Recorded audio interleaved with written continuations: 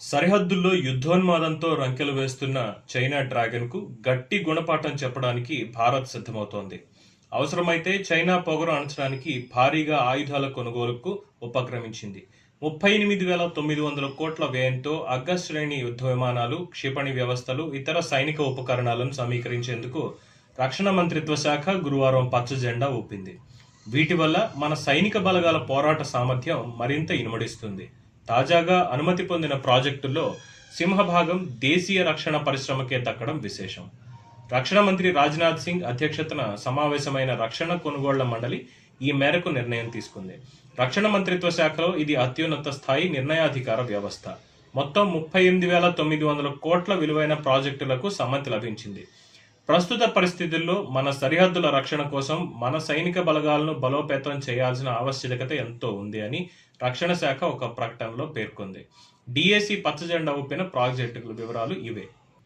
Russia నుంచి 21 MiG-29 యుద్ధ విమానాలను సమీకరిస్తారు. ఇవి కాక ప్రస్తుతం భారత్ వద్ద ఉన్న 59 MiG-29 యుద్ధ విమానాలను ఆధునీకరించడానికి ఉద్దేశించిన ప్రతిపాదనకు కూడా ఆమోదం లభించింది.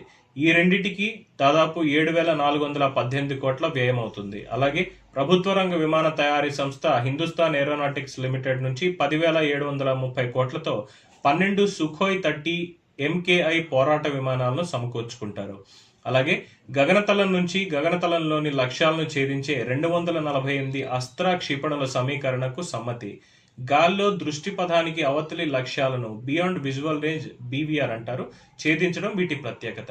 గాల్లో అద్భుత విన్యాసాలు చేసుకుంటూ వెళ్లే సూపర్సోనిక్ యుద్ధ విమానాలను ధ్వంసం చేసే సత్తా వీటికి ఉంది.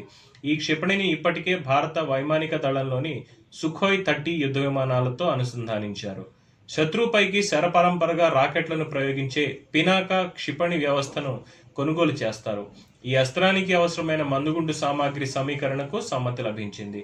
శత్రు బలగాలు, ట్యాంకులు, కమ్యూనికేషన్ కేంద్రాలు, వైమానిక క్షేత్రాలు, ఆయుధాగారాలను ఈ క్షిపణి ధ్వంసం చేయగలదు. 1000 కిలోమీటర్ల దూరంలోని భూతల లక్ష్యాలను ధ్వంసం చేసే సుదీర్ఘ శ్రేణి క్రూజ్ క్షిపణి సమీకరణకు సమ్మతి లభించింది. ఈ అస్త్రం ఇప్పటికే అభివృద్ధి చేసిన నిర్భయ్ క్షిపణికి సంబంధించిన ఆధునిక వెర్షన్గా భావిస్తున్నారు. ఈ క్షిపణి రాకతో భారత నౌకాదళం, వాయుసేన మరింత శక్తివంతంగా పనిచేస్తాయనటానికి అతిశయోక్తి లేదు.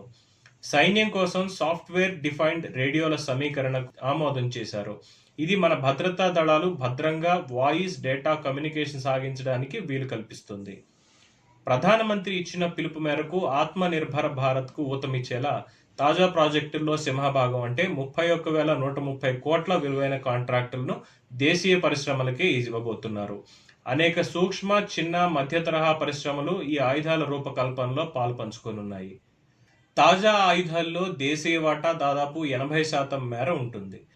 రక్షణ పరిశోధన అభివృద్ధి సంస్థ DRDO దేశీయ పరిశ్రమలకు సాంకేతిక పరిజ్ఞానాన్ని బదిలీ చేయడం వల్ల అనేక ప్రాజెక్టులు సాధ్యమవుతున్నాయి.